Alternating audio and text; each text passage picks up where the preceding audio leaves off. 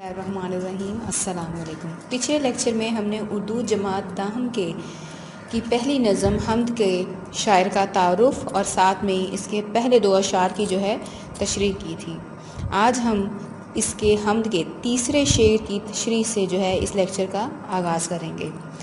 تیسرا شعر ہے: زمین پہ جلوہ آراں ہیں مظاہر اس کی قدرت کے، بچھائے ہیں اسی داتا نے دسترخوان نعمت کے۔ سب سے پہلے اس میں جو مشکل الفاظ ہیں اس کے معنی لکھنے۔ پہلا جلوہ آراں یعنی ظاہر ہونا، اس کے بعد مظاہر ہیں نظارے، مظاہر نظارے، آگے ہے داتا یعنی عطا کرنے والا، دینے والا، اور دسترخوان کیا ہوتی ہیں؟ دسترخوان ویسے اس کپڑے کو بولا جاتا ہے جس پر بیٹھ کر ہم جس پر کھانے رکھے جاتے ہیں، کھانا کھاتے ہیں، لیکن یہاں پہ دسترخوان نعمت سے مراد کیا ہے؟ اللہ تعالیٰ کی نعمتیں ہیں جو اس نے ہمیں کیا ہے خوراک کے طور پر، جیسے پھول پھل سبزیاں، یہ سب کچھ جو ہمیں عطا کیا ہے، تو ہماری خوراک کا جو بندوبست کیا ہے اس سے مراد وہ دسترخوان لیا گیا ہے۔ تو یہاں پہ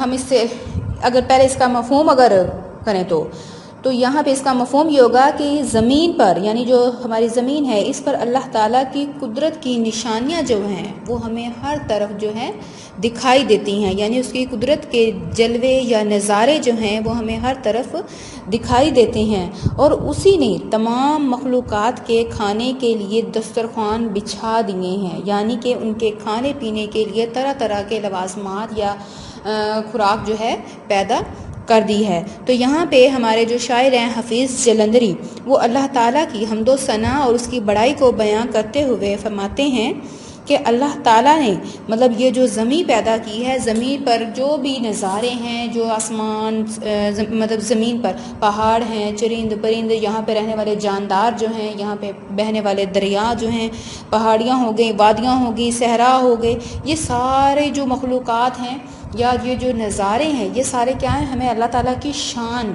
کی نشانیاں ہمارے سامنے پیش کر رہے ہیں۔ ہم ان چیزوں کو جب دیکھتے ہیں تو خود بخود ہمارے ذہن میں کیا ہے؟ اس کو بنانے والے کا خیال ہمارے ذہن میں آتا ہے۔ تو یہ کیا ہے؟ یہ سب اللہ تعالیٰ کی قدرت کی نشانیاں ہیں، جس سے اس کی قدرت کیا ہے؟ ہر ایک چیز سے، ہر ایک منظر سے، ہر ایک چیز سے ہمیں کیا اس کی قدرت عیاں ہوتی ہے، اس کی نشانیاں ہمیں نظر آتی ہیں۔ جا بجا ہم اس کی نشانیوں کو دیکھتے ہیں کہ ان چیزوں کو بنانے والی کوئی ذات ہے، کیونکہ ایک چھوٹی سی چھوٹی چیز بھی ہو تو وہ خود بخود وجود میں نہیں آ جاتی، اس کو بنانے والی بھی کوئی نہ کوئی ذات ضرور ہوتی ہے۔ کہ جس طرح کرسی ہے، کرسی کو بنانے والی جب ہم دیکھیں گے تو کہیں گے ضرور کسی کرسی بنانے والے نے بنائی ہوگی، خود بخود تو نہیں بن گئی ہوگی۔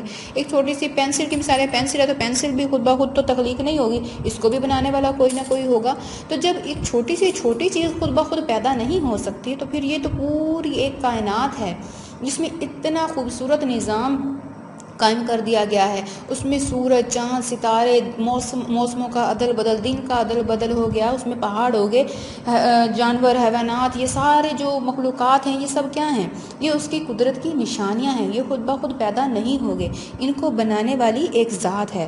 اور پھر صرف پیدا ہی نہیں کر دیا کہ صرف پیدا کر دیا، اس کے بعد کیا ہے کہ ان کے رہنے کے لیے، ان کے کھانے پینے کے لیے ان کو زندگی پہلے دی، پھر ان کے کھانے پینے کا بندوبست فرما دیا کہ صرف انسانوں کے لیے ہی نہیں، انسانوں کے علاوہ جو باقی چرند پرند، حیوانات، حشرات اور جتنی بھی مخلوقات ہیں زمین پر، ان سب کے لیے رزق کا بھی انتظام کر رکھا ہے۔ اس نے ہر ایک کو اس کی روزی کا، اس کے کھانے پینے کا بندوبست بھی کر دیا کہ زمین سے ایسی ایسی چیزیں پیدا کر دی کہ جو ہماری خوراک ہیں، سبزیاں ہوں گی، پھل ہو گئے، ایسی ایسی جڑی بوٹیاں پیدا کر دی جن کو ہم خوراک کے طور پر استعمال کرتے ہیں۔ سمندر کے اندر بھی ہمارے لیے مچھلیاں، یہ سارا کچھ کیا ہماری خوراک کا انتظام کیا۔ جانوروں کی صورت میں کچھ ایسے جانور ہیں، حلال جانور ہیں، جن کا گوشت ہم کھا کر اپنی غذائی ضروریات کو پورا کرتے ہیں۔ تو صرف انسانوں کو ہی نہیں بلکہ جانوروں اور حشرات جو ہیں، چھوٹے سے چھوٹا حشرات ایک چونٹی تک کے کھانے پینے کا بندوبست بھی خدا تعالیٰ کی ذات نے کر دیا ہے۔ اس کے بعد جو اگلا شعر ہے، چوتھا ہمارا: یہ سرد و گرم، خشک و تر، اجالا اور تاریکی، نظر آتی ہے سب میں شان اسی کی ذات باری کی۔ یہاں پہ پہلے الفاظ معنی کر لیں. سرد و گرم یعنی سردی اور گرمی، یعنی سردی کا موسم اور گرمی کا موسم سرد اور گرم. اس کے بعد خشک اور تر یعنی خشکی، یعنی یہ جو ہماری زمین ہے خشک اس کا جو حصہ ہے یا صحرا ہے وہ، اور تر یعنی سمندر، تو خشکی اور سمندر. اس کے بعد اجالا اور تاریکی یعنی روشنی اور اندھیرا. روشنی اور اندھیرا سے مراد یعنی روشنی دن اور اندھیرا رات. تو اس میں سب میں کیا اللہ تعالیٰ کی شان؟ ذات باری تعالیٰ کیا ہوتی ہے؟ پیدا کرنے والی ذات. تو وہ کون سی ذات ہے؟ اللہ تعالیٰ کی ذات ہے. یہاں پر کیا ہے جو حفیظ جلندری ہیں اس نظم ہماری حمد کے شاعر، وہ کیا ہے اللہ تعالیٰ کی بڑائی اور اس کی نشانیاں جو ہیں اس کی عظمت کو بیان کرتے ہوئے، اس کی حمد و ثنا بیان کرتے ہوئے فرماتے ہیں کہ اللہ تعالیٰ نے یہ کائنات جو ہے مطلب کیا ہے پوری کائنات پیدا کر دی. پھر کائنات پیدا کی تو اس میں کیا ہے کہ مطلب مختلف نظام قائم کر دیے ہیں. مطلب اس میں موسموں کا ایک نظام بنا دیا، دن اور رات کا نظام بنا دیا. پھر ان کے موسم ایک سے ہی رہیں گے تو کیا ہوگا؟ اکتاہٹ آ جائے گی، بوریت ہو جائے گی. تو انسان کو ہر طرح کا موسم دیا، سردی، گرمی، خزاں، بہار. پھر خشکی بھی ہے، زمین ہے، خشک حصے ہیں. پھر اس کے ساتھ ساتھ سمندر کی گہرائیاں بھی ہیں اس کائنات میں. پھر اجالا اور تاریکی مطلب دن بھی ہے، رات بھی ہے. یہ نہیں کہ صرف دن ہی دن چلتا رہے تو دن ہی رہے گا اور پھر رات نہ آئے. پھر ایک رات کا نظام بنا دیا کہ ایک مخصوص وقت کے لیے رات ہے، ایک مخصوص وقت کے لیے دن ہے. کہ صرف دن ہی رہتا تو شاید انسان بور ہو جاتا کہ یہ بس ہر وقت ایک سا ہی موسم رہتا ہے، ایک سا ہی دن رہتا، تو وہ ہمارے لیے بوریت اور اکتاہٹ کا باعث شاید بن جاتا. تو اللہ تعالیٰ کی ہر کام میں کوئی نہ کوئی حکمت ہے. تو اللہ تعالیٰ نے ایک بہت ہی خوبصورت نظام کے تحت مطلب ایک موسموں کا نظام بنا دیا. دن اور جانے کا کہ مطلب کیا ہے دن اور رات مطلب بدل بدل کر ہمارے سامنے جب آتے ہیں. تو خود اللہ تعالیٰ نے بھی قرآن مجید میں ارشاد فرمایا ہے کہ یقیناً دن رات کے بدل بدل کر آنے میں عقل والوں کے لیے نشانیاں ہیں.